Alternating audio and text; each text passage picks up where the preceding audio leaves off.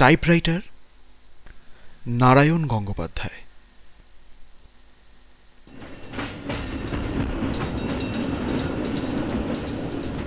সন্ধেবেলায় দাসের অফিসে ঢুকে দেখলাম ও তখনও বসে বসে কি কতগুলো কাগজপত্র পড়ছে।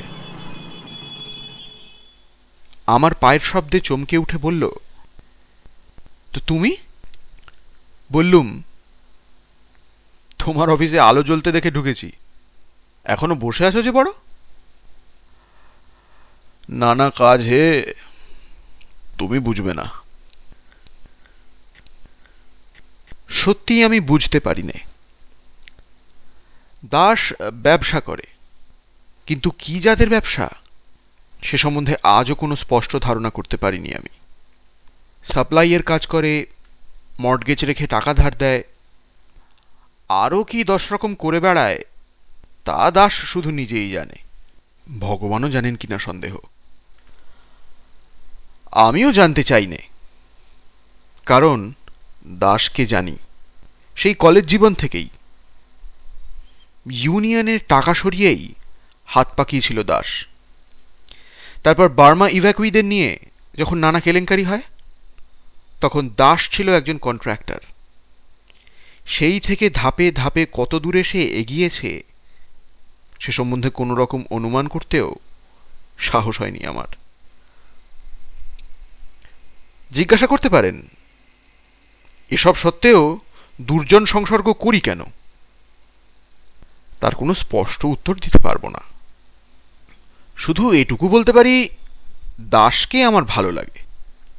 অজস্র ত্রুটি থাকলেও একটা দুর্বোধ্য আকর্ষণ আছে ওর ব্যক্তিত্বে।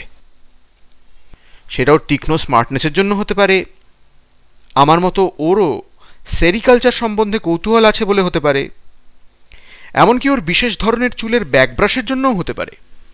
কিন্তু মোট কথাটা হলো, সময় পেলে দাসের সঙ্গে আড্ডা দিতে আমার ভালো লাগে।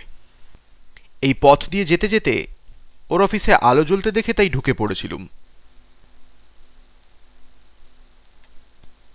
একটা বেয়ারা নেই, 3 জন কেরানির একজনও না।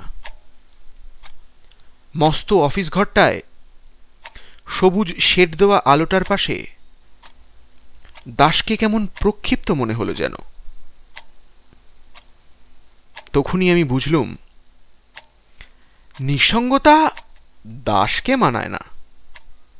ও ড্রয়িং রুমের জীব, ছাদের অন্ধকারে একলা বসে থাকবার জন্য সৃষ্ট নয়। ওর সামনে একটা চেয়ার টেনে নিয়ে আমি বললুম, তা একলা একলা এতক্ষণ বসে যখের দন পাহারা দিচ্ছ নাকি? প্রায় তাই। বিশেষ ধরনের ব্যাকব্রাশ করা চুলের উপর দাস সযত্নে একবার হাত বুলিয়ে নিলে। এমন কতকগুলো কাজ ডান হাত দিয়ে করতে হয় যা বাঁ হাতকে জানতে দিতে নেই। তাহলে আমিও যাই, বিরক্ত করব না। হ্যাঁ, বসো বসো। দাস হাসল, কাজটা শেষ হয়ে গেছে। পাশের একটা লোহার ড্রয়ার খুলে তাতে কাগজগুলো রাখল, লক করে দিয়ে চাবিটা ফেলল ট্রাউজারের পকেটে।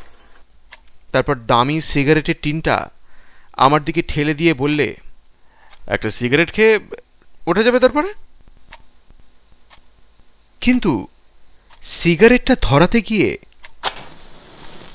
জ্বলন্ত দেশলাইয়ের কাঠিটার দিকে আড়াআড়ি তাকাতেই আমার নজর পড়ল কোণের টাইপরাইটারটার দিকে। ঢাকনা খোলা, ঝকঝক করছে কিবোর্ড। রোলারটাকে অদ্ভুত মসৃণ মনে হচ্ছে। আর সঙ্গে সঙ্গেই প্রতিক্রিয়াটা বেরিয়ে এলো প্রশ্নের আকারে, তোমার সেক্রেটারির খবর কি? দাসের ঠোঁটের কোণে সিগারেটটা যেন চমকে দুলে উঠল। কোন সেক্রেটারি? আবার কোন সেক্রেটারি? মিস সুলতা পাল? ও। ছাই জমে ওঠার আগেই অ্যাশট্রেতে সিগারেটটা ঝাড়ল দাস। কয়েকটা নরম ফুলকি উড়ে গেল পাখার হাওয়ায়। No trace. কোনো পাত্তা পাওনি? না। আশ্চর্য, এমন করে কোথায় গেল মেয়েটা? অবজ্ঞা কুঞ্চিত মুখে আবার গোটা কয়েক ফুলকি ঝাড়ল দাস। সব মেয়ের কথা ছেড়ে দাও, চেহারাটা তো ভালোই ছিল, দেখেছিলে তো? নিশ্চয়ই পালিয়েছে কারোর সঙ্গে। আমি আশ্চর্য হয়ে বললুম, পালাবার কি ছিল? যতদূর তোমার কাছে শুনেছিলুম কলকাতার একটা বোর্ডিংয়ে একাই থাকতো। হ্যাঁ, তা আত্মীয় স্বজন কেউ থাকলেও তাদের সঙ্গে তো কোনো সম্পর্ক ছিল না। তা ওর যদি কাউকে ভালো লেগে থাকে তবে তাকে নিয়ে চোরের মতো পালাবার দরকার ছিল না নিশ্চয়ই। দাস উদাস ভঙ্গিতে বললে, কে জানে, হয়তো কোনো রাইভাল ছিল। কলকাতা থাকলে খুনটুন একটা কিছু হয়ে যেতে পারত। এ ধরনের মেয়েকে নিয়ে কত নুইসেন্স হয় জানোই তো। তা হয়তো হয়, তবে দাসের সেক্রেটারি সুলতা পাল সম্পর্কে এরকম কথা ভাবতে আমার কষ্ট হচ্ছিল। মিষ্টি চেহারার শান্ত ধরনের ওই মেয়েটিকে কতদিন আমি নিবিষ্ট মনে ওখানে বসে টাইপ করতে দেখেছি। সামান্য একটু নিরীহ ঠাট্টাতেও যে মেয়েটির গাল রাঙা হয়ে উঠত, নিচু হয়ে যেত চোখের পাতা, তার মধ্যে ঠিক এসব জিনিস আমি আশা করিনি। আমি সাহিত্যিক নই, তবু সাহিত্যিকের ভাষায় আমার মনে হলো, যেসব মেয়ে প্রথম প্রেমের জন্য চিরকুমারী থেকে যায়, সুলতা সেই দলের। কিন্তু সুলতা যে প্রায় 15 দিন নিরুদ্দেশ, এটাও তো ঠিক কথা। কোনো অ্যাক্সিডেন্ট হয়নি, কোনো বিপদে পড়বার মতো কাঁচা মেয়েও সে নয়। অতএব সে পালিয়েছে এটা ধরে নেওয়া যেতে পারে। দাস বললে, ও সেক্রেটারির ভাবনা নেই, আজও 3 জন ইন্টারভিউ দিয়ে গেছে। তবে মেয়েটা বড় ভালো কাজ করত। তা করত। দাস চুপ করে রইল। একটু আগে যে সিগারেটটায় বারবার টোকা দিচ্ছিল, অনেকটা ছাই জমতেও এবার এসে সেটাকে ঝাড়ল না।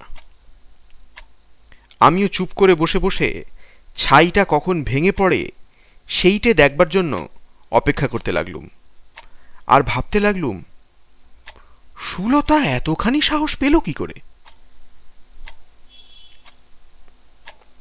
সুতরাং একটু পরেই দাস যখন বলতে যাচ্ছিল, এইবার ওঠা যাক, অন্তত ওর মুখ থেকে এই কথাটাই বেরিয়ে আসবে বলে আমার মনে হচ্ছিল, ঠিক তখনই ঝমঝম করে বৃষ্টি নেমে বসল বাইরে। খোলা দরজা দিয়ে ভেজা ধুলোর একটা তপ্ত রুদ্ধশ্বাস চলে এলো ঘরে। দাসের সিগারেট থেকে ছাইটাকে কেড়ে নিয়ে চলে গেল। দাস বললে, বৃষ্টি নামলো যে,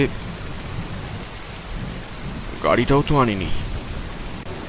বললুম, না থামলে বেরোনো যাবে না, বেশ ঘটা করে নেমেছে, ট্রাম পর্যন্ত যেতে গেলেও ভিজিয়ে ভূত করে দেবে, তাই থামুক। দাস বললে, তাহলে একটু বসো তুমি, আমি একটা টাইপের কাজ সেরে নিই ততক্ষণ। উঠে টাইপরাইটারের দিকে এগিয়ে গেল দাস। সুলতার সম্পর্কে ভাবনাটা ভোলবার জন্য আমি একটি বাণিজ্য সংক্রান্ত পত্রিকা কুড়িয়ে নিলুম টেবিল থেকে। তারপর মাল্টিপারপাস স্কিমের উপরে একটা প্রবন্ধ পড়বার চেষ্টা করতে লাগলুম। আলগা মনোযোগের ভেতরে কানে আসতে লাগলো বাইরের বৃষ্টির আওয়াজ, টাইপরাইটারে রোলারে কাগজ জড়ানোর খসখসানি, তারপর খটাখট করে গোটা কয়েক টাইপিংয়ের শব্দ। পরক্ষণেই দাস হেসে উঠল।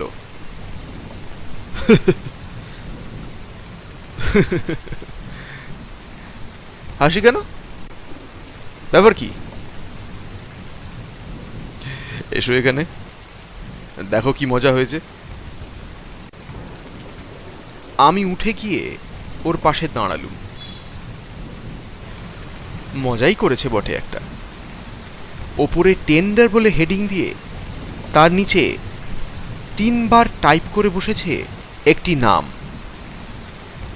সুলতা পাল।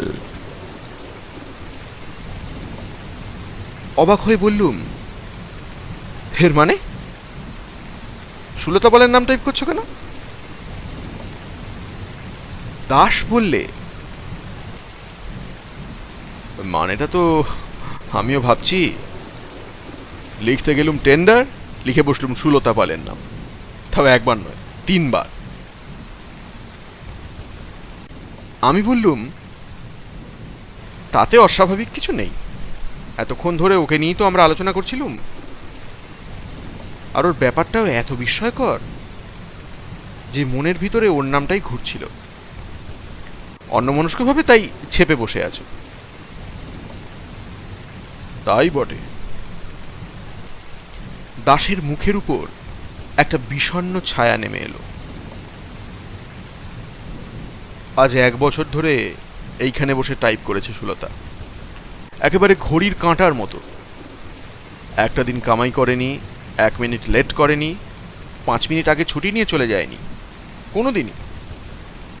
এর প্রত্যেকটা চাবিতে সুলতার আঙুল জড়িয়ে রয়েছে।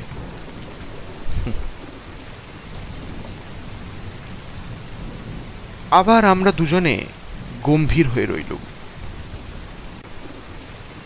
সুলতার শান্ত মিষ্টি মুখখানা আমি ভুলতে পারছি না।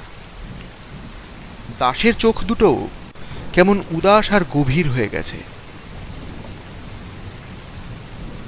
আমার জিজ্ঞেস করতে ইচ্ছে হলো, তুমি কি ওকে ভালোবাসতে? বাইরে বৃষ্টি পড়তে লাগলো। ধুলোর তপ্ত শ্বাস নেই। দরজা দিয়ে ঠান্ডা ভিজে বাতাস আসছে। দাস দরজাটা বন্ধ করার কথা বললে না। আমিও উৎসাহ পেলুম না। শুধু বৃষ্টির শব্দ, আমাদের চুপ করে থাকা, আর ঘরের ভেতর কোথা থেকে উড়ে আসা একটা চামচিকের চঞ্চল ছায়া কিছুক্ষণ ধরে স্তম্ভিত হয়ে রইল। দাস স্তব্ধতা ভাঙল। টাইপটা সেরেই ফেলি। কাগজটা খুলে দাস সেটাকে তাল পাকিয়ে নিচের বাস্কেটে ফেলে দিলে। জড়িয়ে নিলে আরেকখানা।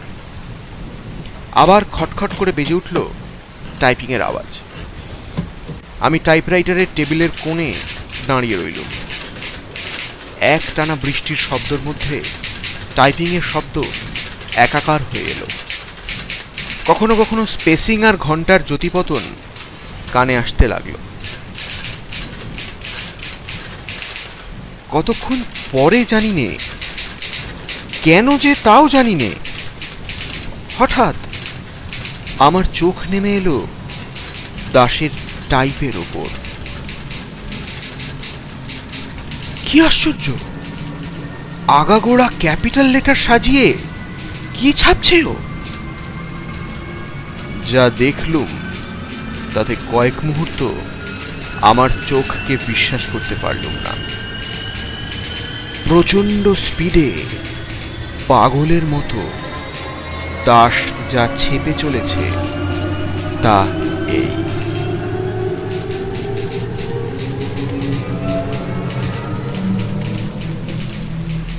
টেন্ডার।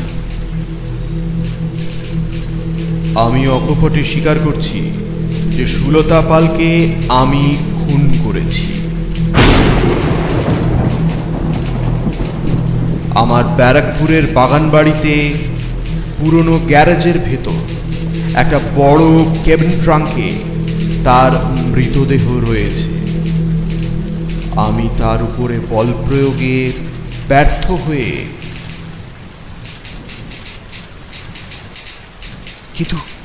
কিন্তু আর তো আমি চোখকে অবিশ্বাস করতে পারি না।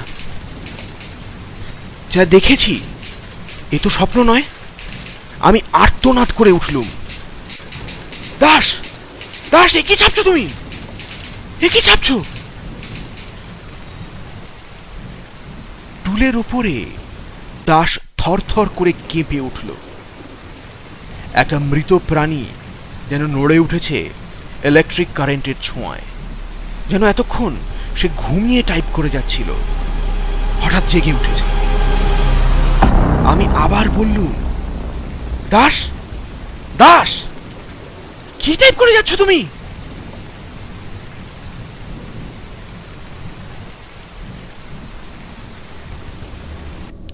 নিজের টাইপিং এর উপর চোখ বুলোতে দাসের 10 সেকেন্ডও লাগলো না। তারপরেই পেছনে লাথি দিয়ে টুলটাকে ফেলে দিয়ে উঠে দাঁড়ালো সে।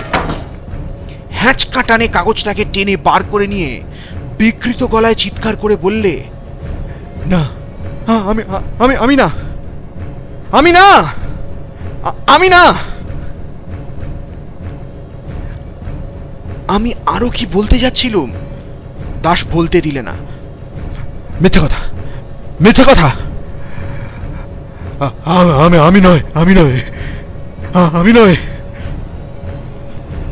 জান্তব গলায় আবার চিৎকার করে উঠল সে, আমি নয়, আমি নয়।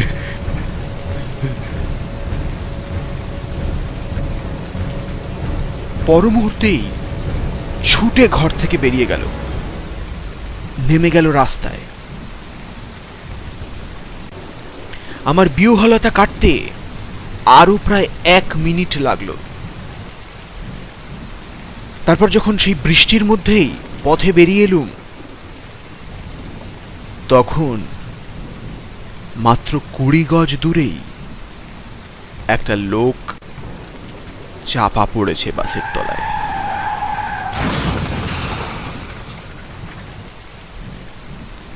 কাছে না গিয়েও আমি বুঝতে পারলুম সে দাস ছাড়া আর কেউই নয়।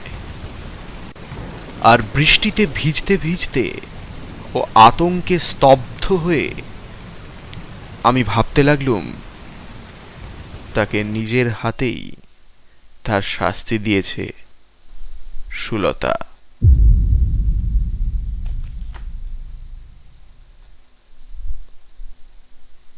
এরপরে একটি মাত্র কাজ আছে আমার। কোনো পাবলিক টেলিফোনে গিয়ে পুলিশকে জানাতে হবে ব্যারাকপুর গ্যারেজে সেই কেবিন ট্রাঙ্কটার কথা।